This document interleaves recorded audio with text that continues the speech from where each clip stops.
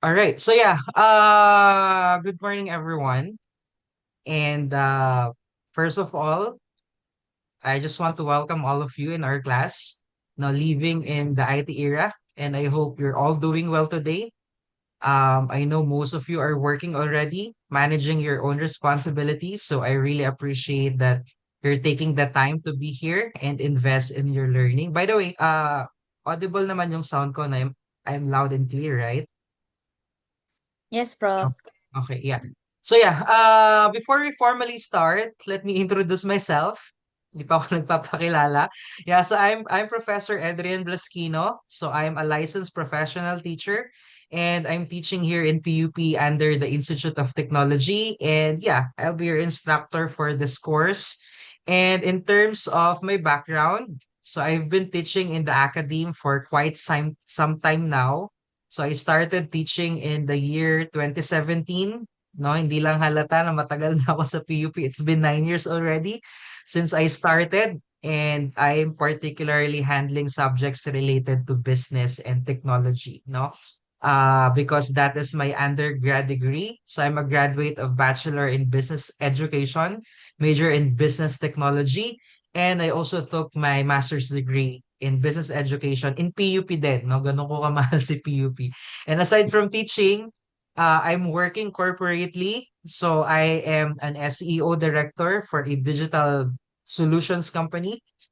So with that combination of experience, I know both in the academe and in the industry, so I'm not just teaching this subject from theory, but also from, actual real world application. No, and honestly, that gives me the confidence, to handle and to teach this course, living in the IT era, because everything that we will be discussing here, I also experience and apply, in my day-to-day work, no? So hindi lang siya yung discussions natin dito, no, hindi lang siya purely concepts or definitions. No, as much as possible, I will try to connect our lessons to real scenarios, no, especially in business, no, digital marketing and how technology, is actually used in the workplace today, no. We will be focusing on our subject technology, and we will be relating it to our professional side and business side because magkakasundo tayo kasi mga entrep students kayo, no? No, yeah. And At the same time, I also want to learn from you, no? So since most of you are already working, so I'm sure you also have your own experiences when it comes to using technology in your field.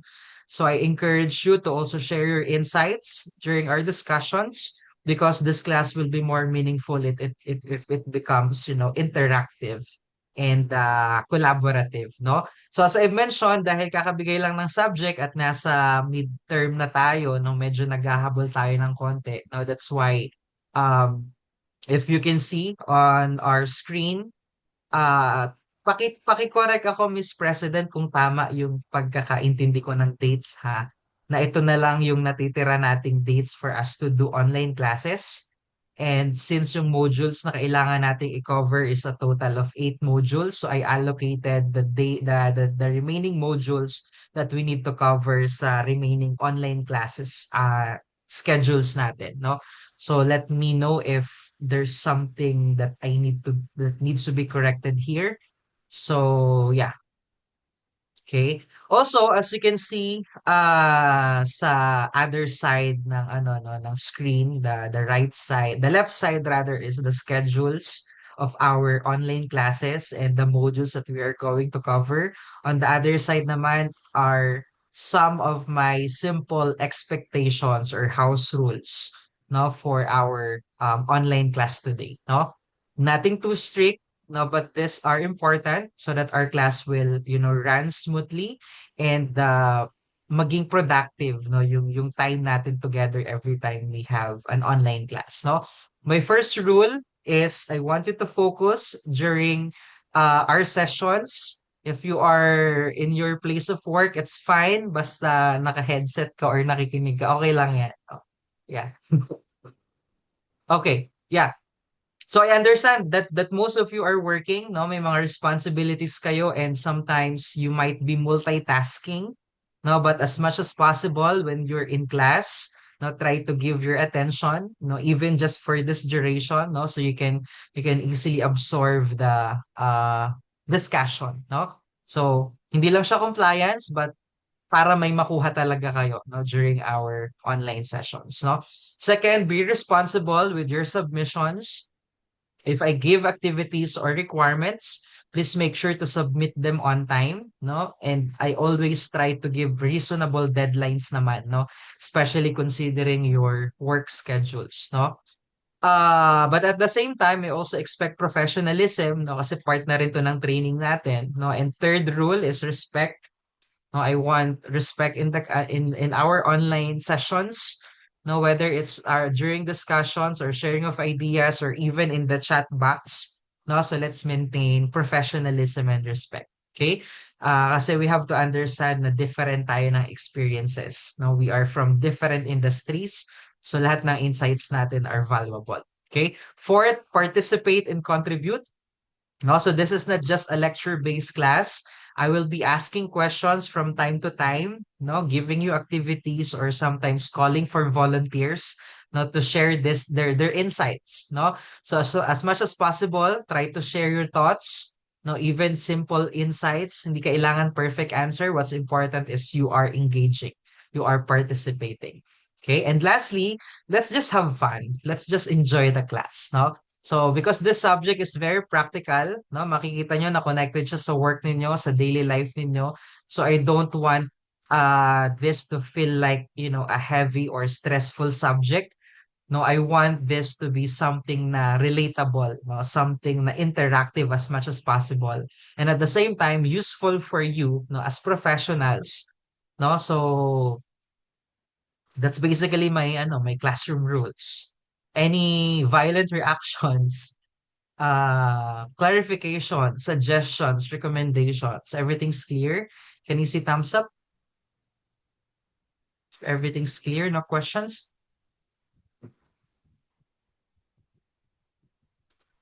All right.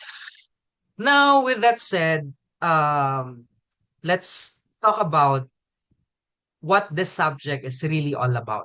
No, bago tayo mag-proceed sa agenda natin for today, covering the modules 1 and 2, no? So when you hear living in the IT era, no? Parang at first medyo intimidating siya for sure, or maybe for some of you medyo intimidating siya pakinggan, no? Parang siguro yung iba iniisip agad natin, baka technical to, no? Baka may coding, baka may puro systems or complicated concepts. Anyways, meron ba ditong professional who's working IT related? Can I see hands? Yeah, Miss Oliver. Sino pa? Meron pa bang iba? Okay, yeah. All right, yeah. So basically, no, this subject is not about making you IT experts. No, it's about helping you understand the environment that you are already part of. No, kasi the reality is you are already living in the IT era. No, kasi nasa IT era na talaga tayo. Hindi na natin siya kailangang pag-aralan, no? Hindi siya something na papasok pa lang tayo because majority of us are already in it, no? So from the moment you wake up in the morning, ano yung una nating ginagawa when you wake up in the morning? Anyone can answer in the chat box or you can freely open your microphones. Sir, guilty po, nag-scroll. Guilty, nag-scroll ako din. I'm also guilty with that. Marami tayong magkakasundo. Yeah, the moment we wake up, ang una nating ginagawa, syempre bago tayo mag-check ng phone, dumidilat muna tayo ng mata bago tayo mag-pray. 'Di ba, Miss Alona? Yeah. But yeah, basically, we check our phones, we scroll through notifications, we respond to messages, we attend online classes.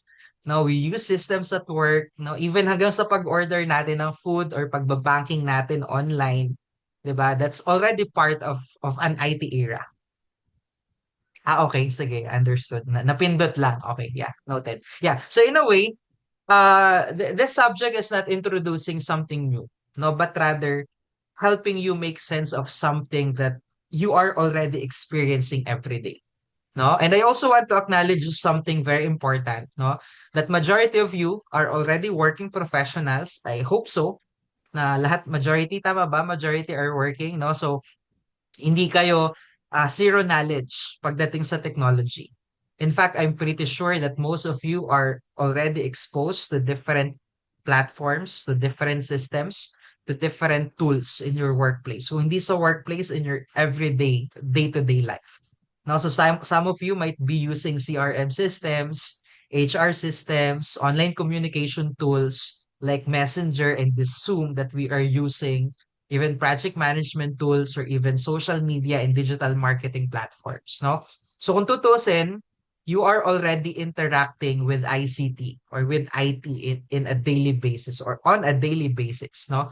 You are already part of digital workflows. You are already adapting, whether consciously or unconsciously, no? But here's one thing that I want us to reflect on.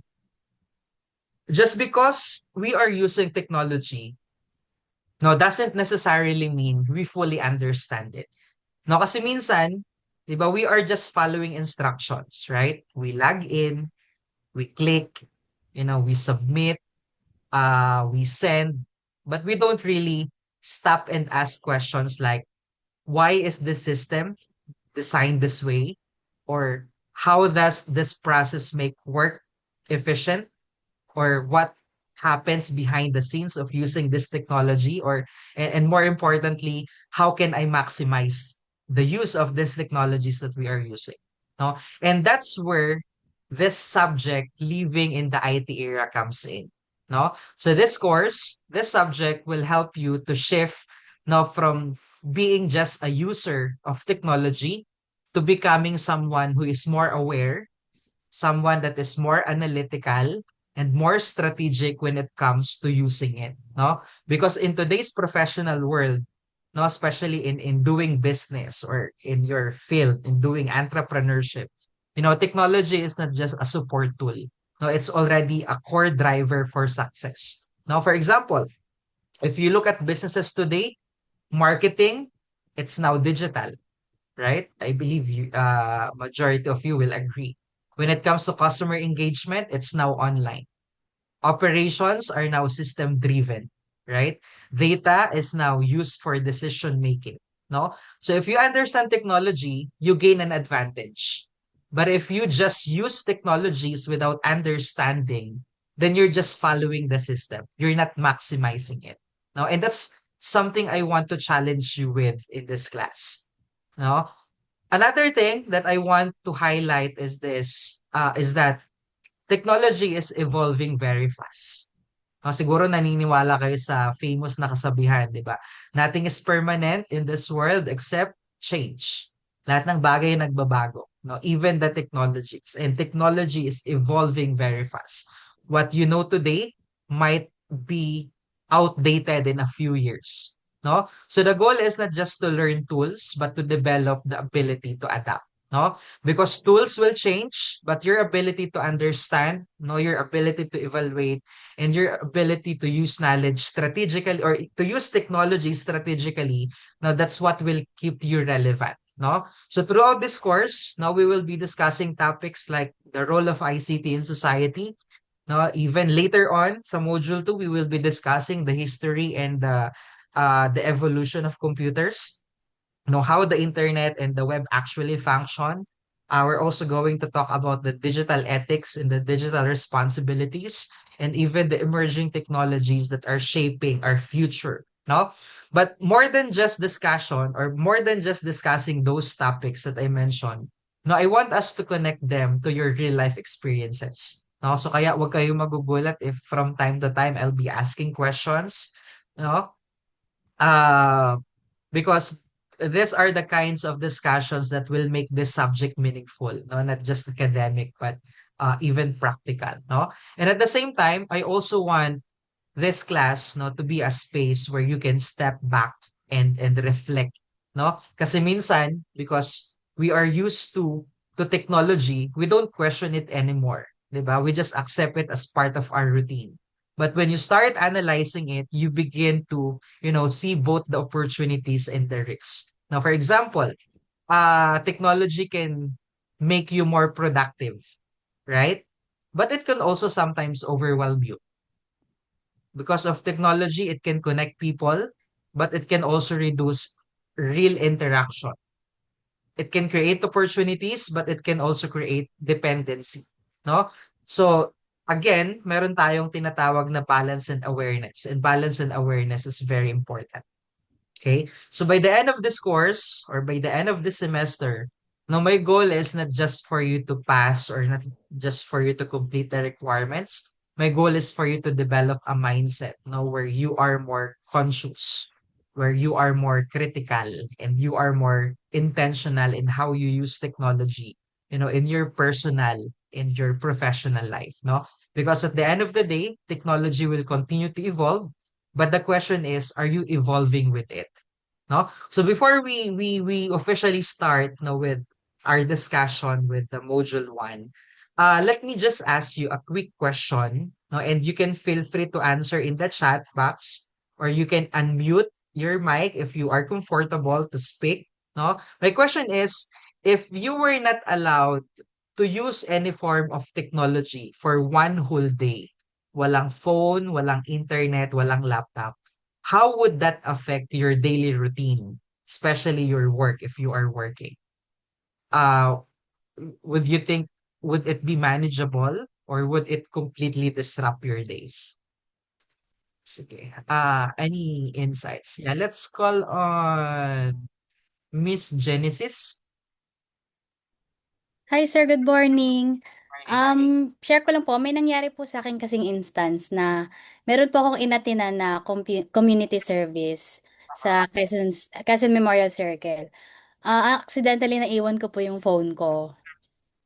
Eh, parang uneasy ako eh. Uneasy ka na kapag wala kang dalang phone kasi lalo po may mga kids po ako sa bahay. So, I was parang nagpapanik po ako ng very light lang kasi baka yung mga anak ko hindi ko ma-check using my phone. So parang for me, it's an essential na sa ngayong day and age kasi kaya mo namang mag-survive without a phone pero it's a high necessity na po sa ngayon. Yun po. Yeah. So basically, nagiging dependent na tayo, no? So we can't live without using our phones. So thank you so much for that insight. Let's call on Sir Marion Lester. Hi sir, good morning. Ah, actually halos parehas lang din po kami ng point ni Jen. Necessity na po siya sa era ngayon kasi firstly yung payment method pa lang eh. Yeah. Nasa ah, digital payment na tayo, tapos communication napakahalaga niya. Mhm. Tapos bukod pa dun yung actually kahit transportation, 'di ba? Alam naman nating lahat 'yun. Grab, angkas, kahit nga Yeah. pagkain shopping natin na Shopee, Lazada, tapos Foodpanda, lahat kasi parang nasa control mo pagka meron kang dalang cellphone. So, for me napaka-unproductive talaga pagka naiwan mo yung cellphone mo or wala kang access sa technology. Yeah. Thank you so much, Marion. So in short, talagang hindi natin kayang mabuhay nang wala yung ating cellphone kasi everything is being integrated. Kumbaga parang super application na basically yung phones natin. Yeah. Thank you so much for sharing. Let's go with Sir Aaron.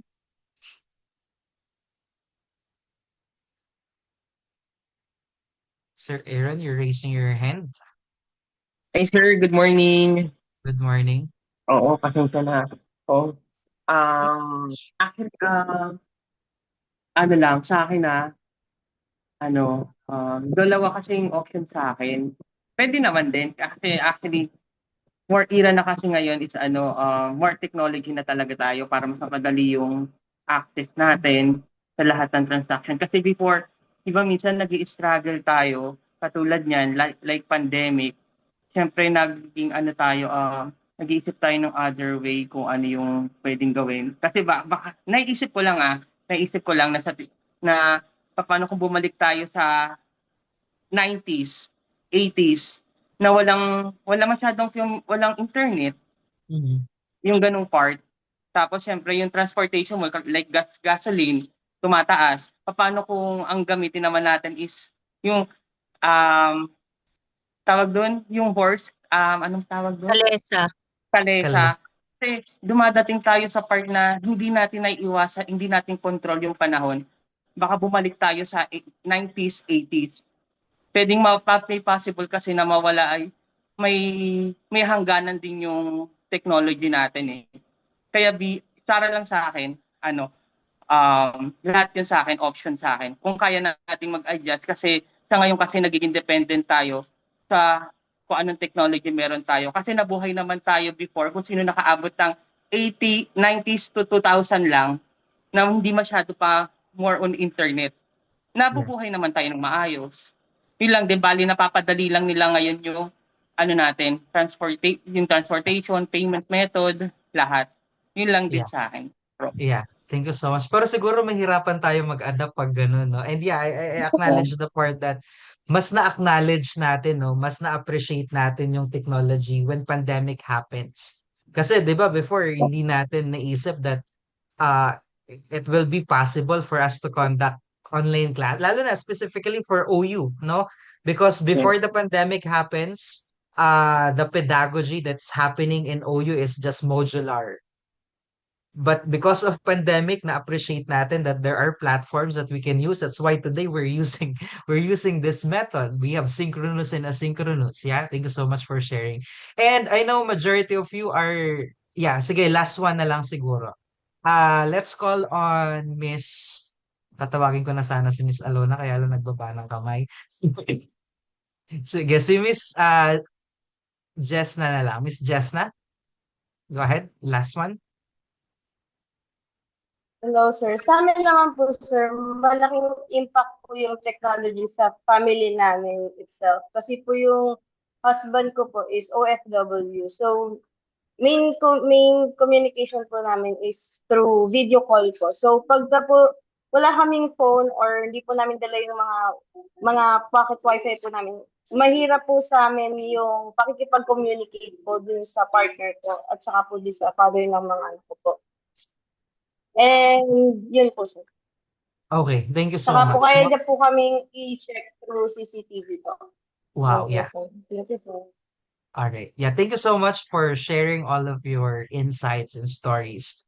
Very interesting, no? No, because just by answering those questions, we can already see how dependent, no, or how integrated technology is in our life, no? And that's exactly why the subject is all about, no? Ang ganda ng insights ninyo. And if you reflect on those answers of your classmates, or even if you will reflect on your answer na hindi mo nasabi or hindi mo na voice out sa class, you'll realize something important, no? Technology is no longer just a tool that you use when needed. It has become something that you rely on.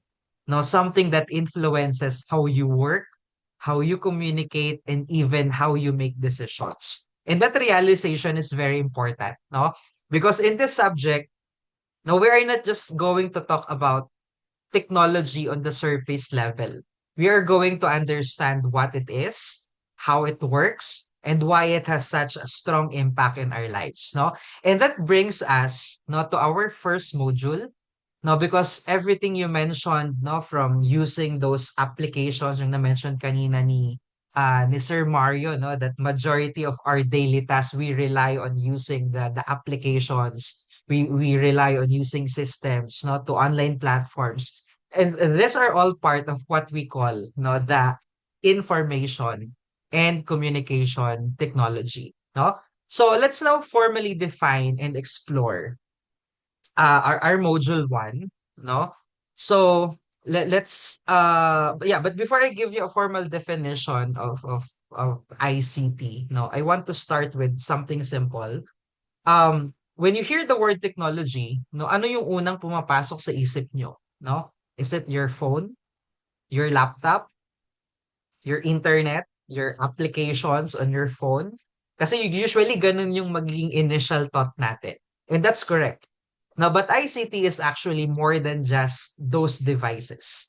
No? Kasi minsan, 'di ba, when we say technology, we just focus on the physical, no, yung gadgets, But ICT is not just about the hardware. No, it's about the entire system. No, that allows information to move. No, that allows information to be processed and to be communicated. No, so let's slowly break down ICT. No, and I'm sure all of you are familiar that ICT stands for Information Communication Technology. Now, so from the term itself, meron dalawang important components, no, for us to better understand what ICT means, no? First one is information, second one is communication. Okay? So when we say ICT, we are referring to technologies that allow us to create information, to store information, to process information and communicate rather and share that information, no?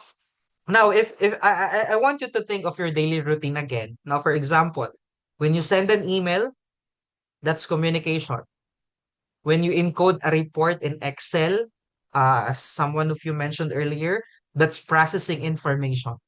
Now, when you save files in Google Drive, that's storage. When you search something in Google, that's accessing information, no? So lahat ng yan part ng ICT.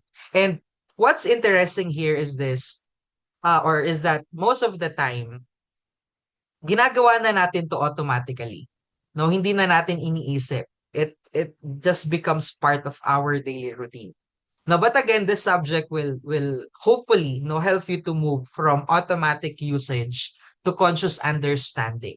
Okay? And let me expand this further. No, that ICT is not just limited to personal use. No, it plays a very important role in organizations and businesses. Now, for example, in a company setting, no, communication happens through emails, no, through messaging platforms, through virtual meetings rather. No, data is stored on cloud system, in databases. No, processes are managed through software systems. No, and decisions are supported by data and analytics. No, so imagine if you remove ICT from a company. No, and may nabasa nga ako kanina kapag let's say for example, we remove technology, we remove ICT, what will happen to their business? What will happen to their company, no? So most likely operations will slow down, communication will be delayed, no, and productivity will decrease, no, lalo na for those professionals who are, on a work from home setup, no? And that's why, ICT is considered um as one of the core drivers of our day-to-day living of our modern organizations, no? And let's make this more relatable to you, no? Since most of you are working, I want you to reflect on this question. What are the technologies that you use in your current job that you cannot function without? Maybe it's your email, no, your company system, your communication platforms, nor even just your internet connection. Kasi ako personally talagang, yeah, email. Thank you so much for your answer. Ako personally talaga hindi ako mabubuhay ng walang internet, no? May cellphone nga ako pero walang internet, baka ibato ko yung cellphone ko, no? So because if you think about it, even a simple task today, no, like submitting a report or attending a meeting, already requires, ICT, no? And now here's an important point that I want to emphasize, no, that ICT is powerful. Alam naman natin 'yan, no? Na-mention yun na kanina kung ano yung mga uses or yung mga dependencies natin sa paggamit ng phones pa lang natin, no? It's powerful, but it is also neutral. Bakit? Ba't ko nasabing neutral? Meaning, it can bring positive effects, but it can also create challenges, right? On the positive side, because of technologies, because of ICT, it makes our communication faster. It improves efficiency. It gives us access to information anytime or anywhere we want, kumbaga. No, but on the other hand, sabi nga natin, there's always another side of the story. There's always another side of the coin. Now, so if we have those positive, on the other hand, you know, it can create dependency, no? Na minsan, nakadepende na tayo sa paggamit natin ng mga technologies na hindi na natin kayang mabuhay ng walang technologies. Baka mahirapan tayo, no? Katulad nga ng pino-point out ni Mr. Aaron kanina. If ever that we will live in an era na walang technology, baka mahirapan tayong mag-adapt. Mahirapan tayong mag-adjust, no? It can reduce face-to-face interaction. No, kasi syempre dahil nasa online na tayo, 'di ba? Mas prepare na natin yung digital kumbaga. It can also lead to distractions, no, or information overload, no? So again, the goal is not just to use ICT, no, but to understand how to use it properly and how to use it strategically. No, and this is very important, no, for you, no, as future professional or future entrepreneurs rather, or as professionals ngayon, no? Because in today's world, competitive advantage is no longer just about skills. It's also about how well you use technology. No? Um, yeah, before we go deeper into the components and uses of ICT, now let me ask you another question, or let's have another quick reflection.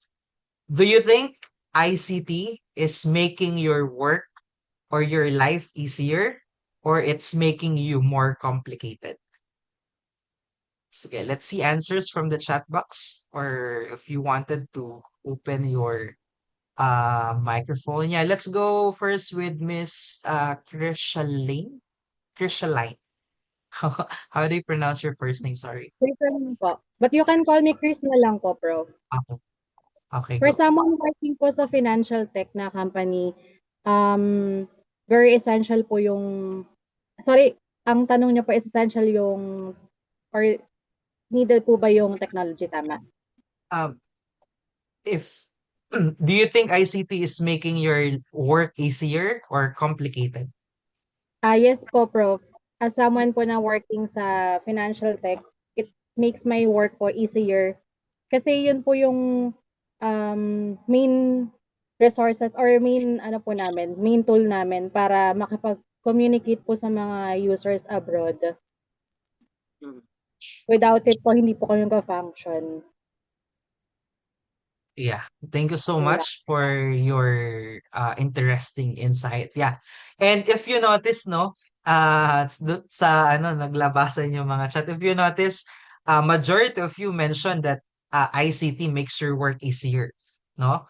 Yeah, I wanted to hear the insights of Miss Alona, and after Miss Alona, Mr. Mosende. Yes, very useful kasi I'm working with a Canadian employer. So yung Mhm. WhatsApp lang, yun yung communication namin and through email. And Mhm. then meron akong ginagamit na HTML file kung saan dun ko ini-encode kino-code yung mga profiles and information ng mga clients namin. Very very helpful. Mhm. Lalo't distance, hindi naman siya dito sa Pilipinas nakatira. Nakatira siya sa New York. Canadian citizen siya. Very important talaga. And also, pag kukuha din ako ng salary through Western Union, very syempre hindi na need pumunta ng bank, Yeah. through GCash lang, ganyan. So, yun.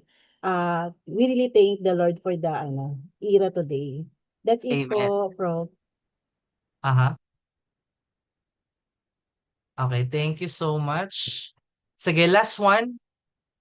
Para siguro ito rin yung reason kanina kung bakit kinulang kami ng oras na medyo napadami yung mga nag-share. Sige, last one. Let's hear it from a male student, Miss Mosende. Mr. rather, sorry, Mr. Hello po, sir. Good morning, classmate. So for me, sir, yeah, it definitely make our working life experience or our everyday working life easier. Kasi sir, like before, during pandemic, we never expect na may trabaho pa rin kami because we are required to go to office every day, right? And then when the pandemic happened, nag-transition kami into work from home. And that's one reason or that's one clear evidence na malaking tulong o talagang pinapadali nito yung buhay natin lalo na sa trabaho. Like pag sa communication dati like magsusulat kayo through, ang tawag doon, yung sa postal. Before yun, pero ngayon, Yeah. with one chat lang, nagagawa na ang communication. Before, may Telegram na tinatawag na may bayad per letter. Ngayon, yung buong sulat mo, pwede mo nang i-chat siya within one send lang. So, it really makes our life easier and our working life easier with ICT. So, yun po. Thank you, sir. All right, thank you so much. And I couldn't agree more, no? Lahat ng sinabi niya are all true, no? And yeah, and for those na hindi pa sumagot, for sure, ang isasagot nyo, it makes your life easier, no? It makes our life mas mabilis, mas efficient, mas organized, no? But at the same time, for sure, meron ding mga magsasabi, no, na it can be stressful. It can be overwhelming. It can be even distracting, no? And actually, both perspectives are valid, no? Because ICT, no, is not something that is purely beneficial. Sometimes it's purely harmful, no? And it really depends on how it is integrated, no, into your daily life and how you manage it, no? So now let's take a closer look, no, at how ICT is actually used, no, in the different aspects of our lives. And I want you to continuously connect this discussion, no, to your own experiences as working professionals. Let's talk about the communication, no, because this is really the most immediate, no, and this is the visible use of ICT, no. And if you think about it, no, communication today is almost entirely dependent on technology. No, meron tayong mga emails, meron tayong mga katulad ng minention ni Mr. Mosende, no, that we have messaging platforms, we have video conferencing tools, and these are already standard, no, in most organizations. And in fact, no, some companies operate entirely online without physical offices. No, may mga kumpanya ngayon na hindi mo na kailangan ng physical na building, but you have your digital company, no? Yung ginagawa natin ngayon, no, meetings can happen through Zoom or Teams or Google Meet, no? Or updates are sent through chat, no, and coordination is done in real time. No, even if, team members are in different locations, katulad ng sinabi ni Miss Alona kanina, no? Because of ICT, because of technology, although we are uh, in different geographical locations, no, the geographical constraints is, not a hindrance for us to communicate, and thanks to ICT, no. And yeah, I agree with what Mr. Suman Mose, sorry, Mosende mentioned earlier, no, that if we're going to compare that to how communication worked before sa meron tayo ngayon. Kasi before, 'di ba? There was a time when communication involved delays, 'di ba?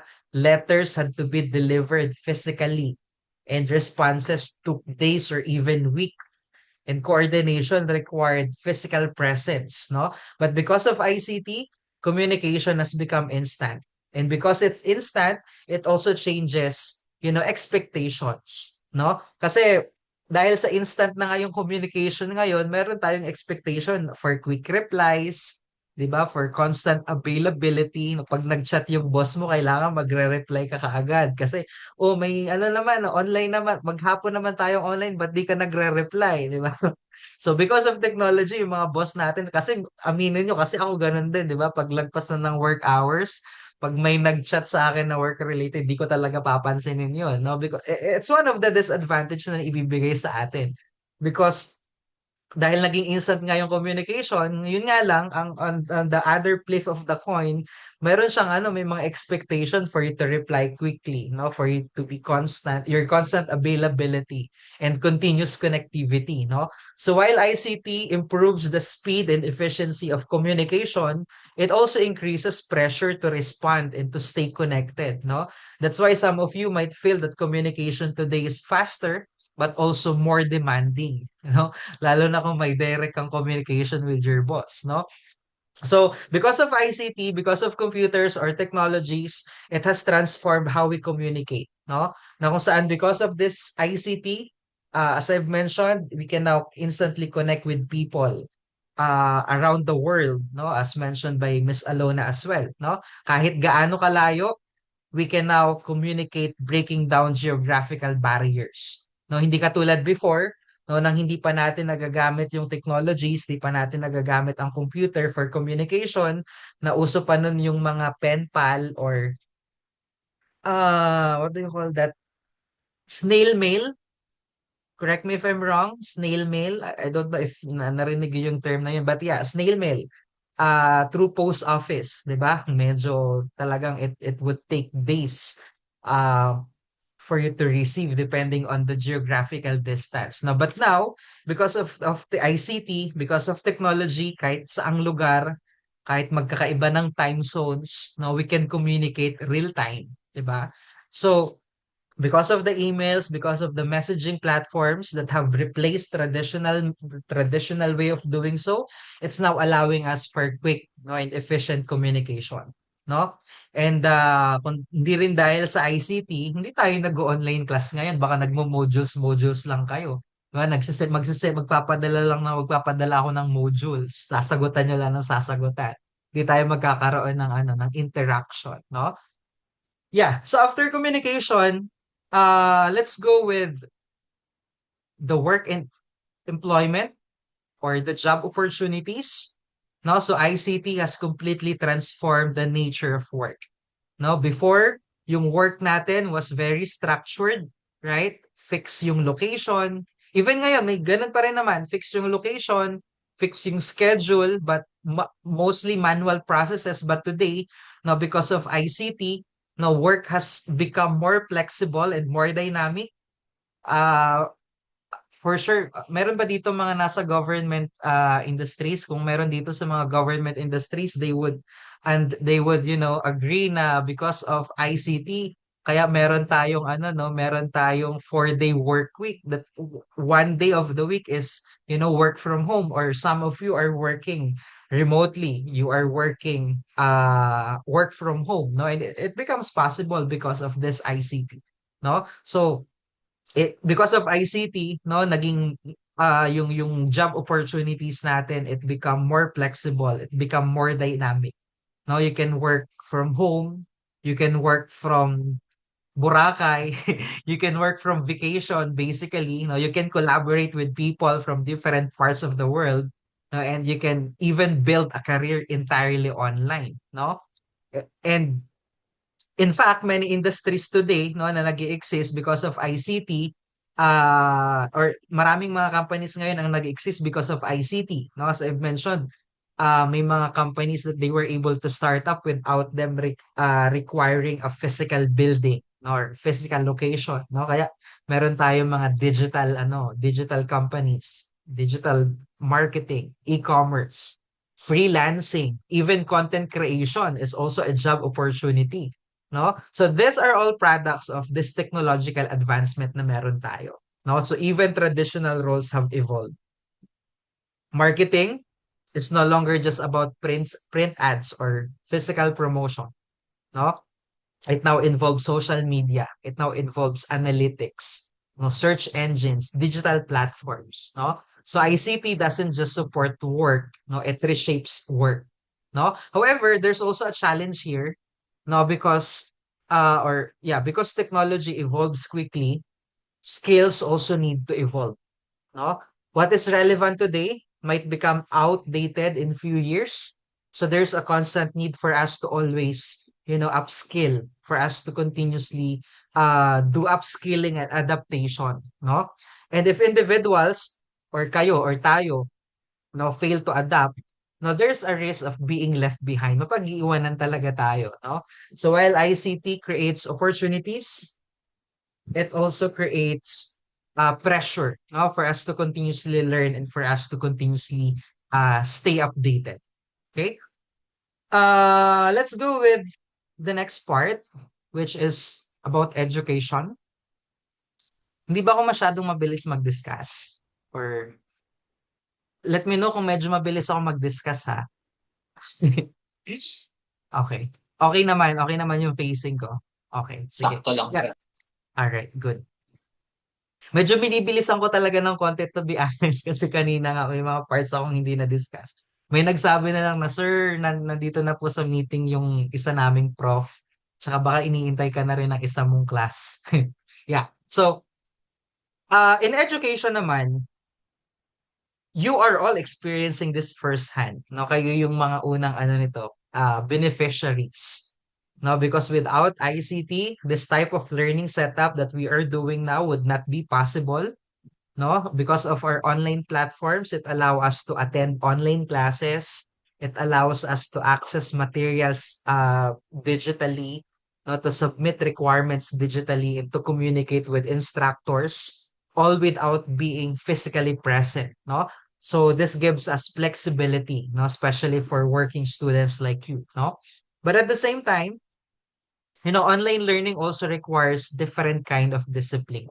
Now, since everything is accessible digitally, no, it's easy for us to just procrastinate, no? Since there's less physical supervision, no, talagang kailangan natin ng self-motivation. And self-motivation becomes very important, no? So ICT empowers education, but it also shifts responsibility to the learner na kailangan. Dahil online, syempre, kailangan i-motivate mo yung sarili mo, di ba? And it gives you freedom, but it also requires your accountability. Okay? So after education, another industry where ICT, the uses of ICT is visible is in social interaction or socializing, no? So ICT, especially um, through social media, has changed how people connect and interact. Now you can communicate with friends, with family, and even strangers across different parts of the world. Now you can share ideas, you can share or express opinions and build communities. Now for some, this even becomes a source of income, no, or professional identity. Now, but again, we have to look at both sides. Now, while ICT connects people, it can also reduce the quality of interaction. No? So instead of meaningful conversations, communication sometimes becomes shallow or becomes transactional. No? There is also the issue of dependency natin na tinatawag. No, people constantly checking notifications, lalo na sa mga kabataan natin ngayon, yung mga Gen Alpha natin ngayon, no?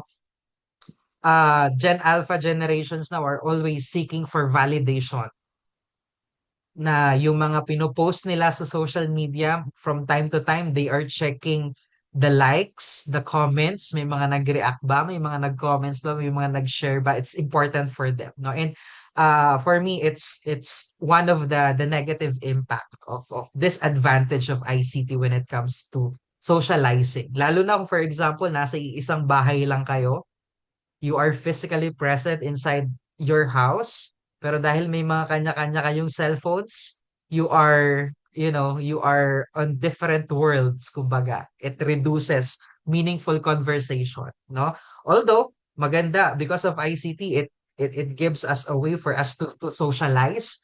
Pero yun na nga, katulad nga ng always nating sinasabi, there's always another side of the coin, kumbaga.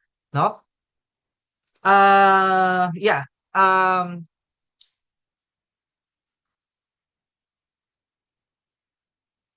Parang may kulang sa slide ko.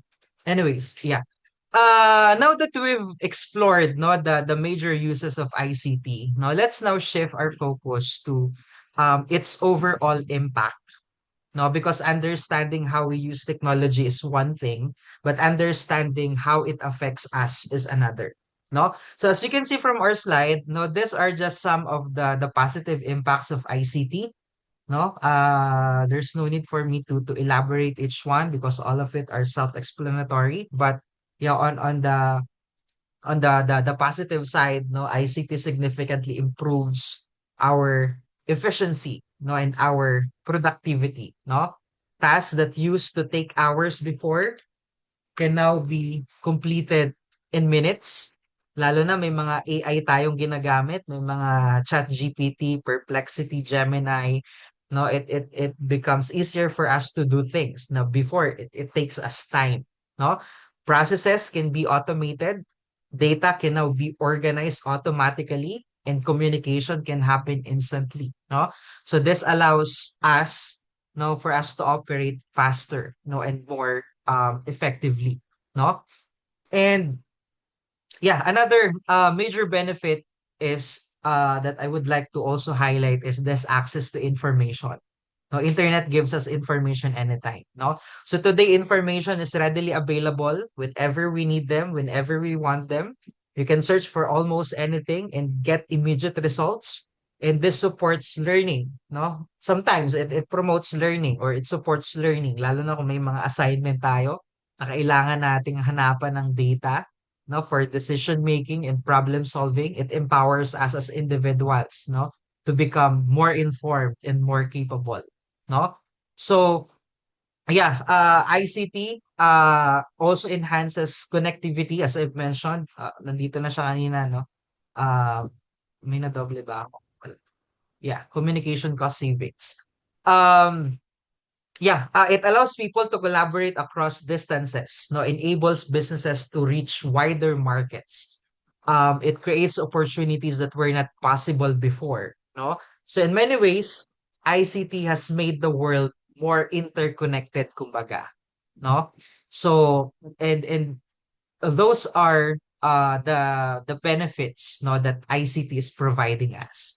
And siguro marami pa ako ditong hindi na isulat, but I think another positive impact of ICT is the way how or ICT revolutionize with the way how we shop, no? Although na-mention na kanina, no, making it convenient for us just to browse online, to purchase online, to receive products and to pay online, no? To pay for services online without actually going personally, to a physical store, no? And aside from online shopping, kasabay ng pag-shift natin from traditional shopping to online shopping, kasabay nito yung online payments, no, or using mobile wallets like GCash, Maya, CoinsPH, Merrybank, and digital bankings. No, it becomes possible for us to do, things that is giving us convenience, no?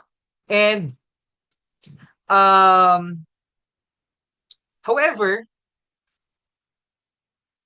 alongside these benefits, there are also significant challenges, no? And these are just some of the negative impact of ICT, no? One of the biggest for me, no, that we can consider as the negative impact is yung tinatawag natin na dependency. Many people rely heavily on technology for even simple tasks. Lalo na sa mga I'm not saying that these are you guys, pero what I've noticed with my Gen Alpha students, yung mga handle ko na mga first year, second year, third year college, aging from 18 to 20 to 22, nagiging dependent na sila sa technology. Hindi na sila nag-iisip. Pupunta na lang sila kay ChatGPT, they enter prompt. Once the prompt is generated, minsan nga may mga nahuhuli ako, yung prompt na binibigay ni ChatGPT, copy-paste na, hindi na ini-edit. May nakalagay pa doon, if you want to personalize this, you can do this. Tapos, or minsan pag nagpapagawa ako ng essay, unfortunately, since I am a language model, I cannot give you, but here's my suggestion. May mga hindi ini-edit, no? So because of ICT, because it's giving us, katulad ng sinabi ko kanina, one of the positive impact, it gives us easy access to information. However, because of that, students or majority of users are dependent, masyado ng dependent, na hindi na sila nag-iisip, no? Hindi na sila talagang, they're not functioning their human capacity. No? So this dependency can limit problem-solving skills and can reduce adaptability, no, in non-digital situations. No? Another issue is information overload. No, while access to information is beneficial, but too much information can also be overwhelming. Now, because we have to consider that not all information that we can find from the internet is accurate or relevant. Kaya, di ba, may tinatawag tayo ngayon sa social media ng mga fake news. Even sa paggamit ng mga AI, meron tayong tinatawag na hallucinations na that we can really 100% rely or we cannot 100% na magre-rely sa binibigay sa atin ng mga AI because there are sometimes meron tayong tinatawag na hallucinations na para lang mapakita ni GPT na matalino siya kapag wala na talaga siyang maisagot, nag-iimbento siya ng isasagot niya, no? So that's what I'm describing as information overload, no? So that's some of the negative impacts, no, of using the ICT, no?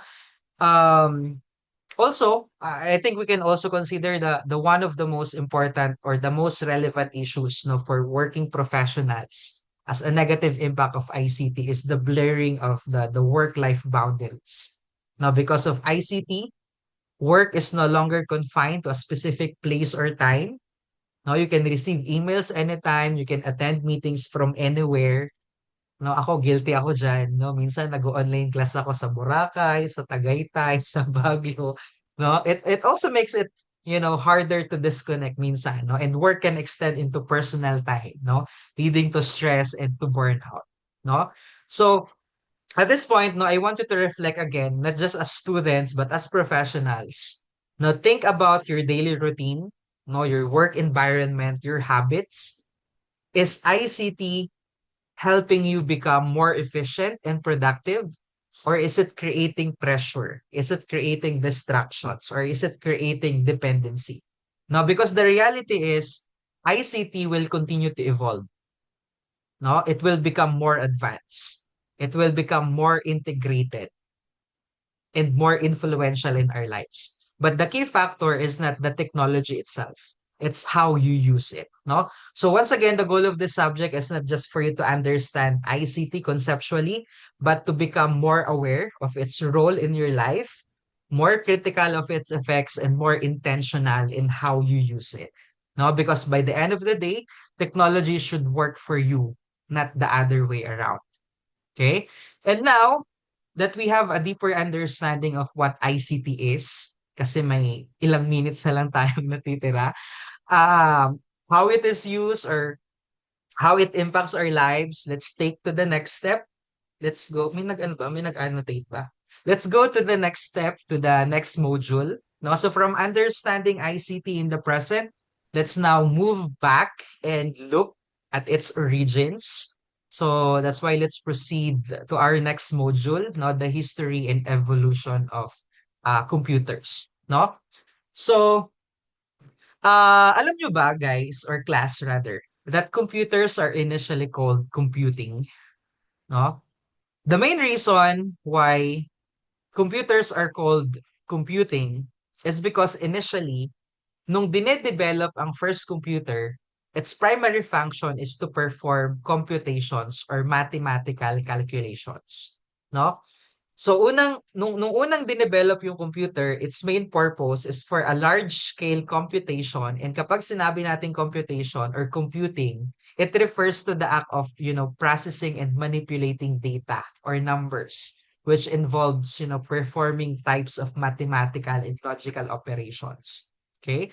So yung word na computer itself is derived from the Latin word computere, that is basically means to calculate. No, kaya ang pinanggalingan na word ng computer is the idea of computing, counting numbers basically. And kinalaunan, no, as time goes by, computers have evolved, no, to handle wide range of tasks na hindi na lang for mathematical calculations. It is now used for data storage, di ba, for information processing, for communication na diniscuss natin kanina, no, with the uses. However, no, the term computing has remained in use, no, to describe the broader field of using computers and other related technologies for a variety of purposes. No, hindi lang for mathematical computation. Okay?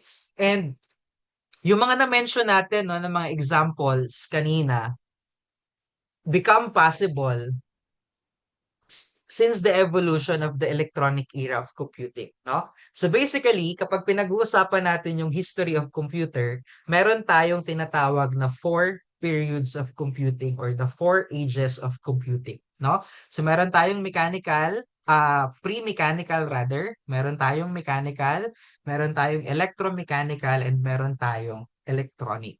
Okay? So let's go with the first one, which is yung tinatawag natin na pre-mechanical, no? So before computers existed in the form na alam natin today, early humans already developed ways to compute and to process information, no? So this period is known as the pre-mechanical era, no, which dates back to the ancient civilizations, no, long before the invention of machines or electrical devices. No, that's why if ever na magbabasa kayo ng mga old references or old textbooks about computer, some of them are mentioning or some of them are claiming that abacus, no, is considered as the oldest computer or the first computer. No, and some of them says that abacus cannot be considered as the first computer, just a precursor to modern computers. No, kasi pag sinabi nating precursors, kumbaga parang it is something that comes before or it's something that leads to,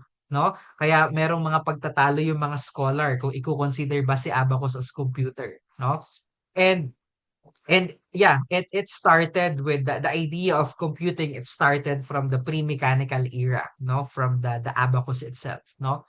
So, kumbaga yung abacus before, it's a mechanical device used for, performing basic arithmetic calculations, no? If calculation function yung pag-uusapan, no? According to what I've read, no, abacus can be, yun nga, can be considered as a first computer. But if we are talking about the computer as we use it today, no, na na kung saan, 'di ba, pag sinabi nating computer, it refers to an electronic machine, no, that's capable of performing a wide range of data processing tasks. No, hindi natin mako-consider si abacus as the first computer, pero nung pre-mechanical era, yun yung kino-consider nila na important, ano nila, na important tool. No, kumbaga naging tool siya, no, for them to function as, arithmetic system nila, kumbaga, no?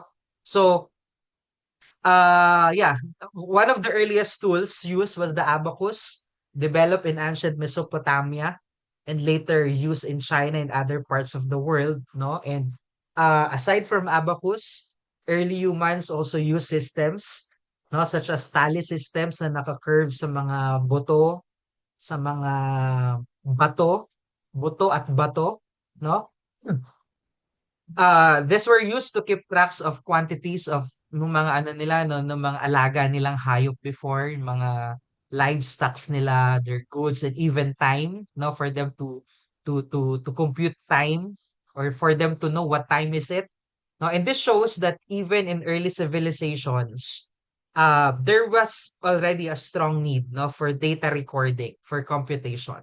Okay? And another important development during this era was the creation of the number systems um, by ancient civilizations such as the Egyptians and Babylonians, no? Babylonians, for example, meron silang dinevelop na 60 number system, no, which still reflected today on how we measure our time. Kaya 'di ba yung oras natin meron tayong 60 seconds, meron tayong 60 seconds a minute and 60 minutes in an hour. No, so that idea of the number system came from Egyptians, from Babylonians, no, and that's included in the pre-mechanical era, no. So this pre-mechanical era is important because it laid the foundation for future developments in computing, no, or in ICT. No, it shows the beginning of human efforts, no, na noon pa lang masasabi natin that simply or they need, simplified efforts for calculation and to manage information efficiency, no, which eventually lead, no, to the invention of the electronic computers na meron tayo ngayon, no. So yeah, going back after the pre-mechanical era, the next era is yung tinatawag natin na mechanical era, no? So this is the time between 1450 to 1840, and one of the earliest innovations in this era is yung tinatawag na Napier's bones, no, invented by John Napier. So this device used rods, no, with numbers to simplify their multiplication and division. Then another important figure is si William Oughtred, who invented yung slide rule. No? So yung slide rule, it allowed users, no, to perform multiplication then and division and even more complex mathematical functions. No? And it become widely used, no, for centuries, no? Next is si Blaise Pascal, who developed the Pascaline, one of the first mechanical calculators, no, that it could perform addition and subtraction using a system of gears and wheels, no? So ito yung example ng ano, no, nung Blaise Pascal, no? So ito yung ginagamit before um to perform, no, addition and subtraction, no? And building on this idea, nagkaroon naman ng idea si Gottfried Leibniz or Gottfried Wilhelm Leibniz, who invented this step reckoner. No, itong step reckoner na to, this is a machine that is capable of performing all the four basic arithmetic operations na sinimulan nitong tatlong tao na to, no? So because of the step reckoner, dito na nagsama-sama lahat, no? To perform all four basic arithmetic operations, the addition, subtraction, multiplication, and division, no? And we can say that this is a major improvement, no, over the earlier devices na ginamit, no, from pre mechanical era, no? Another significant development during this era is the Jacquard loom, no, invented by Joseph Marie Jacquard. No, so this machine used punch cards to control the waving of patterns in public. Wala na akong mahanap na example ng picture na napakita sana sa inyo, but yeah, the concept of punch cards is later become very important, no, in early computer programming and data input, no? And one of the most important contributors in this era is si Charles Babbage, no? So sa mga references talagang pag pinag-uusapan yung history ng computer, si Charles Babbage yung pinaka-familiar or pinakasikat, no? Because si Charles Babbage ang nag-design ng difference engine. Pag sinabi nating difference engine, this is a machine intended to compute mathematical tables automatically and accurately. No, siya yung una nag-design yan. Kaya siya yung tinawag na father of computer, no? So after ng saan na tayo? Yeah, after ng difference engine, no, na design ni Charles Babbage yung more advanced na analytical engine, which is considered the first concept of general purpose computer, no? Because it included it included key components similar to modern computers, no, such as processing unit or CPU, memory, or even input-output mechanism, no? That's why, because of these inventions of Charles Babbage, siya yung kinonsider na the father of computer. Okay? So working with Charles Babbage was Ada Lovelace. No, in some references, Ada Lovelace or ang real name ni Ada Lovelace is Augusta Ada Byron, but in some references, she is mentioned as Ada Lovelace, no? She is recognized as the first computer programmer, no, because she wrote instructions or what we now call algorithms, no? So imagine niyo, babae ang unang first computer programmer, no? She because Ada Lovelace understood that computers could do more than just calculations, no? Na-realize ni Ada Lovelace na hindi lang calculations yung pwedeng gawin ng computer. They could process symbols, they could create outputs beyond numbers. And after the mechanical era, no? Nagkaroon naman din ng tinatawag natin na electromechanical era, no? So the electromechanical era marked the transition from purely mechanical devices, no, to systems that combined mechanical components with electrical technology, no? So this period introduced faster communication and more efficient data processing, no, laying the groundwork for the modern computers, no, na nagagamit natin ngayon, no? One of the earliest breakthroughs during this era was the invention of the telegraph, no? So I don't know kung may mga familiar pa dito sa telegraph, no? But yeah, this is a system that allowed information to be transmitted over long distances, no, using electrical signals. And the telegraph no was closely associated with Samuel Morse. Si Samuel Morse ang nag-develop ng Morse code, no? So I don't know kung may mga familiar dito sa Morse code, but Morse code, it's a system of dots and dashes no used to encode messages. And this was one of the first examples of encoding information no into a form that yung mga machines lang yung kayang mag-transmit, no, that a concept that's still fundamental in computing today, no. So following this, Alexander Graham Bell, if you're also familiar, medyo famous din to si Tito Alexander Graham Bell, who introduced the telephone, no, which allowed voice communication over electrical signals, no. So this innovation further advanced how information could be transmitted electronically, no. And another figure that we can consider in electromechanical is si Guglielmo Marconi, who developed the wireless communication, no, or the wireless telegraphy, no, making it possible to send signals without physical wires. No, and this was a major step toward modern wireless communication, kaya nagkaroon ng radio, no? So from telegraph to Morse code to telephone to radio, no? So um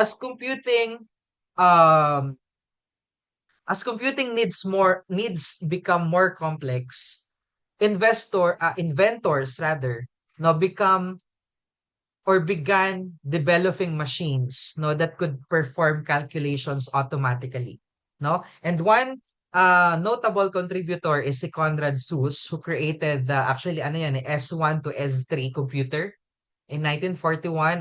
I don't know if you already encountered this, but ito medyo technical na side na to kasi ito na yung ano start ng computer na alam natin, no?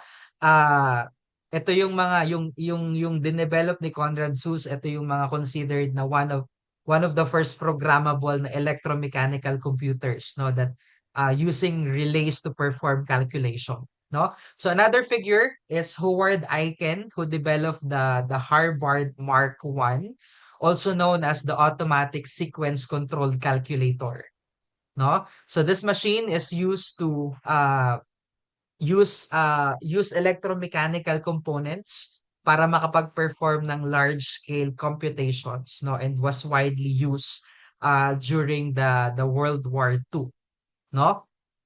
So after this electromechanical era, no, that's the time na nagkaroon tayo ng ano, no, nagkaroon tayo ng electronic era na tinatawag, no, at dito na na-introduce, no, itong mga talagang mga IT terminologies na mababaliw tayo pag inano natin, no, pag inaral natin, no, yung mga ENIAC, EDVAC, UNIVAC, and Osborne, no? But basically, ito yung mga advanced concepts, no?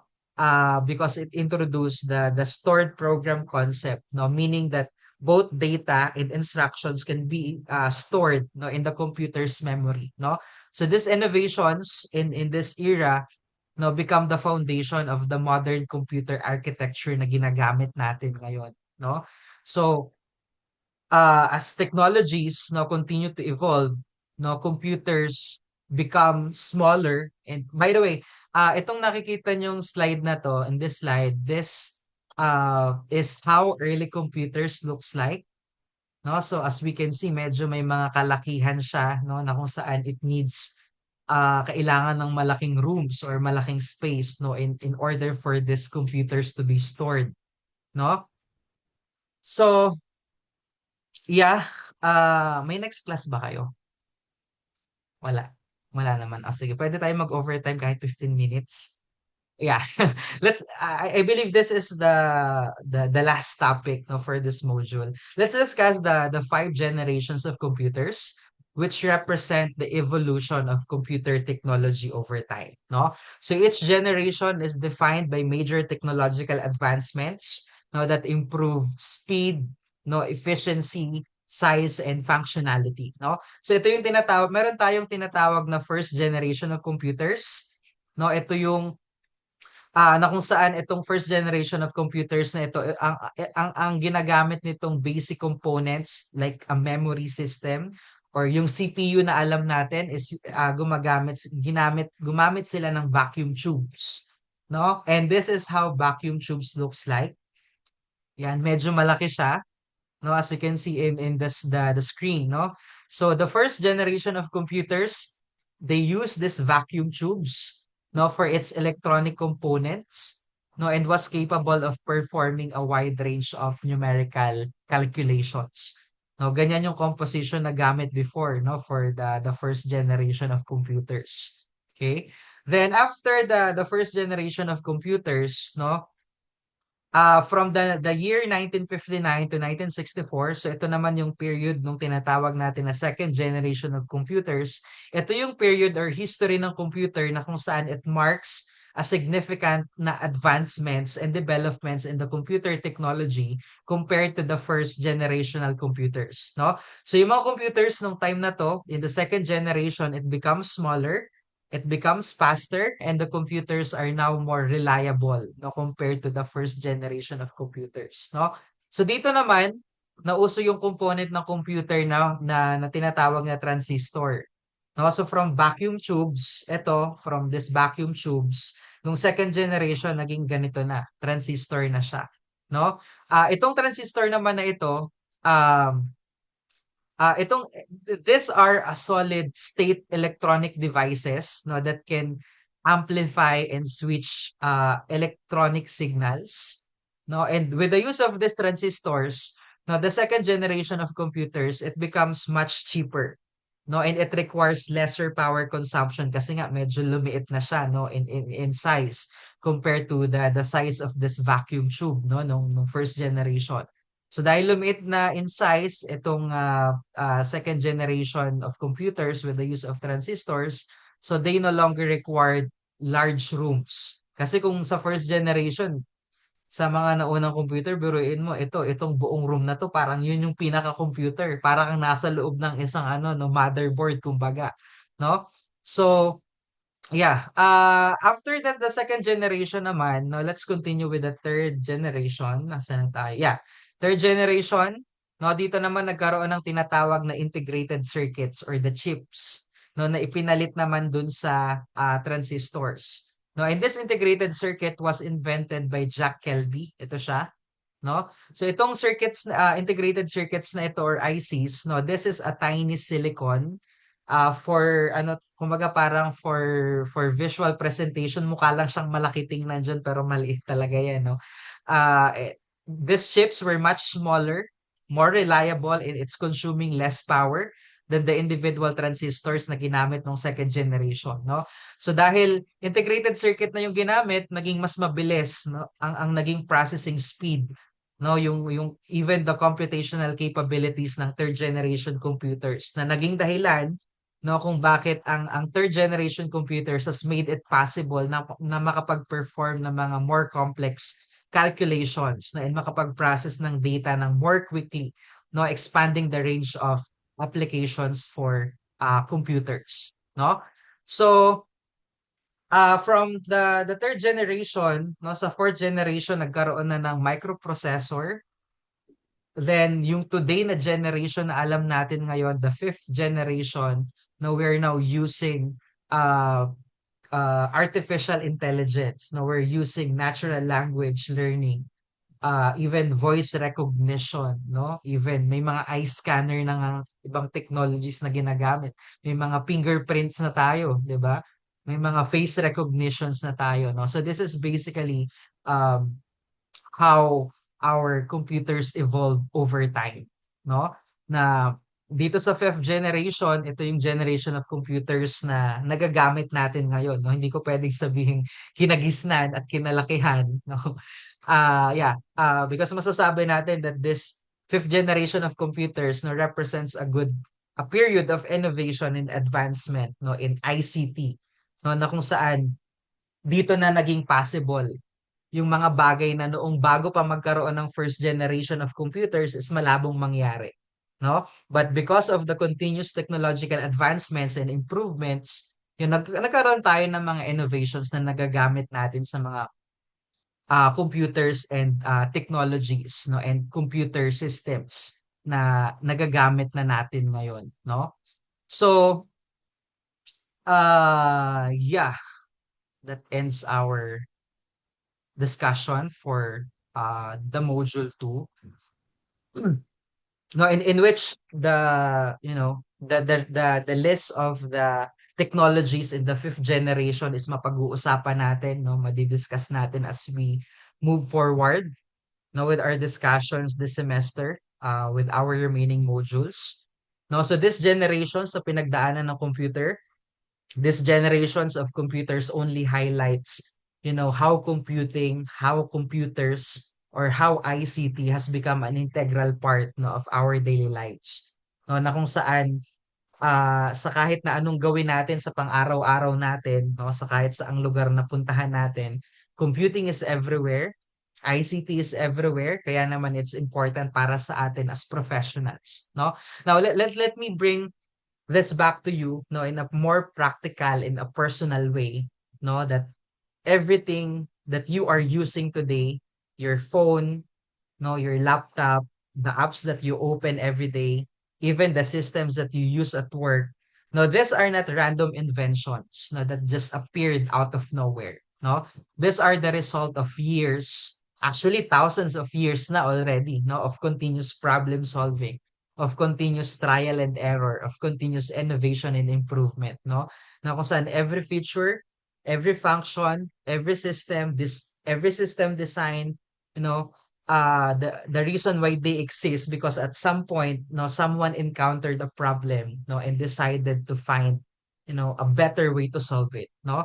So when we say technology is evolving, it's not because technology itself decides to evolve. No, it evolves because human needs are changing. No, people are looking for faster processes. We are looking for more efficient systems. We are looking for more accurate results. We are looking for more convenient ways of doing things. No, and kaya meron tayong ilang mga ilang mga kumbaga parang futuristic na iniisip or ino-overthink na baka dumating sa point palitan na tayo ng mga robots, no? Di ba? May mga movies, futuristic ng movies na gano'n, no? That because of technology, no, it's giving more convenient ways of doing things. No? So in other words, technology is always a response to a problem. If there's no problem, there's no reason to innovate. And if the problem persists, innovation continues. No? Now, I want you to shift your mindset a bit, no? Instead of looking at technology purely, no, as a user, tayo, as someone who logs in, who clicks, who submits, who follows processes. No, I want you to start thinking like a problem solver, no, because, that is where real value comes in. Think about your current workplace or your industry. No, I'm sure there are existing challenges that you encounter on a daily basis. Maybe there are inefficiencies in your workflow sa mga tasks, no, that take longer than they should. Maybe there are delays in communication, waiting for approvals, no, waiting for responses or dealing with miscommunication. Maybe there are still, manual processes that could be automated but are not yet optimized. No, or maybe there are gaps in coordination or teams not aligned or information not centralized or system not integrated. No, now here's the connection. No, these are the exact same types of problems that led to the development of computers and modern ICT na meron tayo ngayon, no?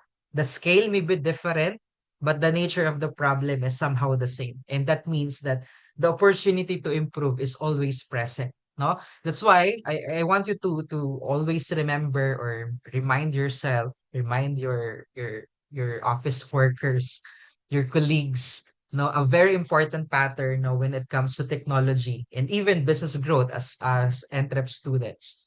No, it always starts with a problem. That problem leads to innovation, to a new idea, to a new system, to a new approach. But that innovation will never be perfect. No, it will have limitations. Katulad ng technology na meron tayo ngayon. Although it's giving us convenience, it's giving us advantages, it's giving us uses, pero for sure there are certain limitations. And uh if we're going to bring that idea back to our role as professionals, no? The question is no longer just how well we can use technology. The more important question is how do you engage with it and how do you make sure na hindi tayo, I mean, hindi natin napapractice yung mga limitations kumbaga, no? Because there's a big difference no between someone who uses technology and someone who leverages technology or take advantage of technology, no? And more importantly, there is a difference between someone who adapts to change and someone who contributes to limitations kumbaga. And the reason why I'm saying this because um medyo naiirita ako ng konti sa mga ano no, sa mga disadvantages of these technologies, of these ICTs na meron tayo, lalo na, di ba, may mga individuals that because they have knowledge with the use of technology, they have enough knowledge with capabilities of using technologies, they are doing frauds, they are doing scams, they are doing, social engineering attacks. It becomes easier for them. 'Di ba? Magugulat ka na lang wala nang laman yung GCash mo. Wala nang laman yung mga bank ano mo 'no, yung bank accounts mo, 'di ba? And someone are using kaya may good thing meron tayong cybercrime, 'no? Meron tayong Republic Act 10173 if I'm not mistaken or 10174 Cybercrime Prevention Act, 'no? Because yun nga, although advantage ang paggamit ng technologies pero there are also disadvantages, 'no? So, sorry. Masyado na pala tayong ah, overtime. Questions?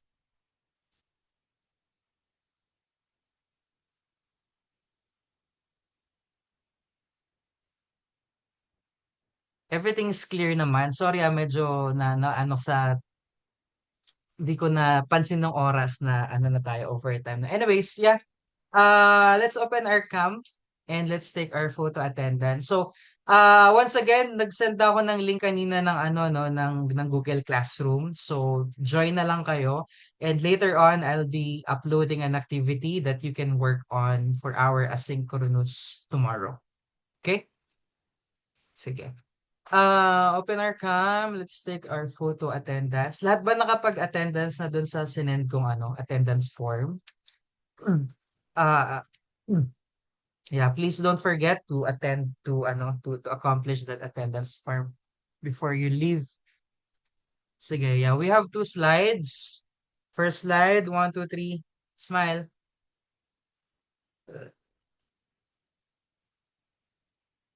Hold on. Save ko lang to. Next. 1, 2, 3, smile. All right. Thank you so much, everyone. Thank you, sir. Thank you po, sir. Sige po, Prof. Enjoy the rest of your day. Goodbye. Thank you, Prof. Prof. Thank you po. Good day. Sige po, Prof. Thank you.